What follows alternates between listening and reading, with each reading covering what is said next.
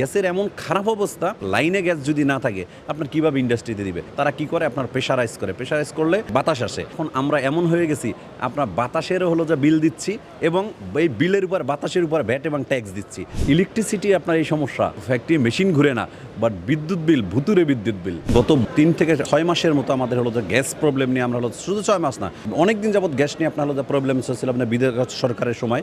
তখন থেকে তারা বলেছিল আমরা গ্যাসের যদি আপনার হলো যে টাকা বাড়াই দেন তাহলে আমরা নিরবিচ্ছিন্ন গ্যাস দিতে পারবো। ব্যবসায়ীরা অ্যাকসেপ্ট করার পর তখন হলো দেশের আওয়ামী লীগ সরকার আমলে তখন আমরা হলো টাকা দিলাম, কিন্তু নিরবিচ্ছিন্ন গ্যাস আমরা হলো যে পাইনি। তারপরে ইউনূস সরকার আসলো, সে তো অনেক আশার বাণী শোনালো, জাতির জন্য আপনার কিছুই আপনার হয়নি।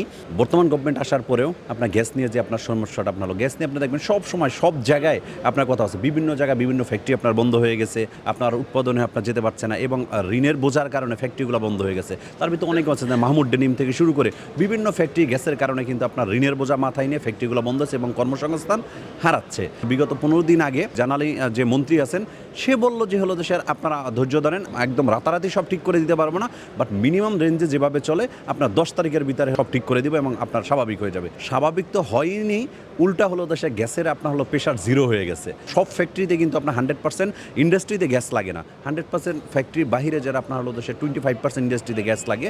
গ্যাসের বাহিরে যে ফ্যাক্টরিগুলো আছে সেগুলো কিন্তু আপনার ইলেকট্রিসিটি, বিদ্যুতে চলে। বিগত আপনার 10 দিন যাবত যে আপনার প্রবলেম বা 15 দিন যাবত যে প্রবলেম শুরু হচ্ছে, ইভেন তো গতকালকে আপনার যে সমস্যা হয়েছে, আপনার পল্লী বিদ্যুৎ এলাকায় তো হলো দেশে ঢাকায় আপনার বাংলাদেশের রাজধানী, সেখানেই আপনার হলো ইলেকট্রিসিটি নেই, তার বাহিরে আপনার কীভাবে ইলেকট্রিসিটি আপনি আশা করেন?